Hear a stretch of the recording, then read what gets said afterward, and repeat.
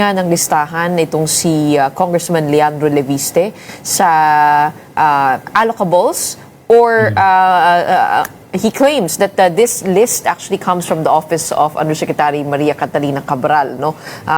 Para sa inyo, is there anything wrong with this list? Kasi on the other hand, sinabi rin niya na hindi project proponents yung mga nakasulat na mga kongresista doon sa listahan. At sinabi niya, sila lang yung representative ng mga distritong binahagian ng budget. Sa ilang buwan niyo po dyan sa Kongreso, what have you learned about the budget process and the role of a congressman in actually pushing for projects? Siyempre, lalapit po sa opisina ng kongresista yan, magtutulak po na ma-prioritize this and that and this and that. But that doesn't tantamount right away to corruption. Hindi po ba? So how do we interpret this list released by Congressman Leviste? Una, siyempre mahalaga yan for transparency yung nirelease ni Representative Leviste. Ang problema lang natin, si Yusek Cabral wala na eh. So walang makakapagpasinungaling o makakapagsuporta sa kung ano man yung nakasulat diyan sa listahan na yan. So ang ano na lang yan, ang weight na lang yan is for transparency purposes. Hayaan ng publiko na makapagsuri, makita, matilad-tilad ano ba yung mga proyektong nakalaan per district. Ngayon, doon sa binabanggit mo, Ms. Gretchen, tama yun. The power of the purse ay nasa kapangyarihan ng Kongreso. So, yung mga kinatawan, mga representatives, kung nakikita nila na may pangangailangan na makapaglaan ng budget o pondo sa mga proyekto, may kapangyarihan ang Kongreso diyan. Hindi nangangahulugan na masama o illegal 'yon. Kasi nga yung konsepto ng power of the purse nasa Kongreso 'yan eh. So halimbawa, merong mga sa isang distrito, halimbawa, may pangangailangan naman talaga na gumawa ng tulay o ng kalsada o ng classroom. Hindi nalagyan o hindi nag-reflect doon sa budget. May kapangyarihan ng Kongreso na mag-identify nitong mga projects na to at ilagay as priority. Kumbaga ilagay doon sa budget. Being nandoon nga sa konsepto ng power of the purse. Kailan ba siya nagiging mali, Ms. Gretchen? Nagiging mali siya kapag yung mga proyektong yun ay pinagkakitaan na. Ibig sabihin, yung mga kontraktor kakilala o kasabwat mismo ng proponent. Sino ba yung proponent? Kung yan ba yung congressman o yung senador. Sa kanila yung kontraktor, sila yung nanalo doon sa bidding at pinagkakitaan nila yung proyekto. Pero yung paglalaan ng pondo, Ms. Gretchen, hindi masama yun. Kapangyarihan ng Kongreso yun. Hindi illegal yun. Ngayon, yung usapin naman ng insertion, dyan sa insertion, mali ang insertion kapag biglaan na lang siyang isiningit, kaya na insertion. No, walang plano, walang biglang plano, hindi dumagdag. pinag-usapan. Ipinasok na lang. At yan ay naging, nakita natin yung kamalian yan nung nakaraang budget season kung saan may maliit na grupo, yung small committee. Ilang mga tao lang ang nagdedetermine, naggagalaw ng budget. Sa halip na pinag-uusapan at pag kakaisahan, dinideliberate yan ng both chambers of the Congress.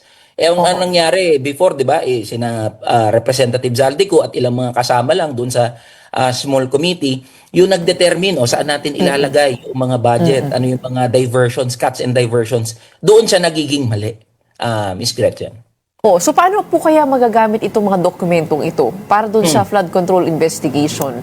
Kung sinisikap po natin na to hold the people on top, accountable. How do you think should we appreciate this data? Ano po yung meron ba tayong makikita rito that could lead us to more answers? At pangalawa, yung non-allocables, posible ba yun na ordinary citizen ang nagpo-push ng proyekto rito, ng mga kontraktor, ng mga USEC, ng mga cabinet secretaries, which is yun ang claim din ni Congressman Leviste? May gamit itong nirelease na listahan. Kasi ini-encourage ngayon yan yung mamamayan na suriin, isa-isahin. Halimbawa, sa isang distrito, may nakalaan na bilyon-bilyon na worth ng projects. So bilang mamamayan, nalaman natin, oh dito pala sa distrito natin may 5 bilyon, may 10 bilyon. Nasaan ngayon yung mga proyekto na yan? So ini-encourage niyan ngayon yung mamamayan na suriin isa-isa. Mr. Congressman, sabi niyo po dito sa sabi po dito sa listahan na to ay merong ganito tayong kalaking halaga na pondo na nakalaan for infrastructure projects. Nasaan po yan? So po pwedeng tignan na yan, suriin isa-isa. So tignan paano na i-implement yan. Kung hindi pa na-i-implement, ano yung mga prosesong pinagdadaanan para ma-secure yung proyektong yan. So kaya may gamit pa rin yung listahan na yan. Patungkol naman doon sa mga individual, mga pribadong individual na nagno-nominate, medyo may problema tayo doon, Miss Gretchen. Kasi bakit mga pribadong individual ang nagde-determine ng kung saan ilalagay o paano makakasecure ng mga proyekto o ng budget doon sa kanilang ninonominate na mga proyekto. Walang problema yan, Miss Gretchen, kung halimbawa ang humiling sa isang kinatawan o sa kongreso ay mga people's organizations, mga civil society organizations na nakakaalam ng sitwasyon talaga on the ground. Halimbawa, may nagre-request ng classroom, gagawa ng sulat yun papakita niya ito yung kalagayan ng aming lugar, may pangangailangan magbuo ng classroom, ng kalsada or whatever. So may paper trail, merong karampatang mga dokumento yung mga organization, mga civil society or mga people's organizations na nagre-request na sana ma-prioritize itong mga project.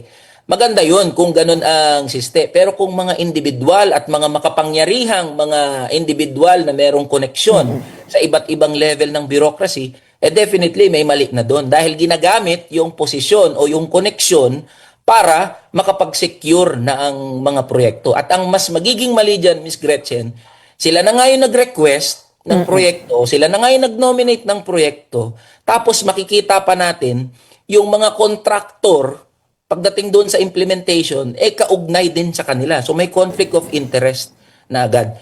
So yun yung doon nagiging komplikado at nagiging mali, doon pinagkakapirahan kasi. Kapag nakapag-secure ka ng kontrata at yung nag-secure ng kontrata, sa'yo rin.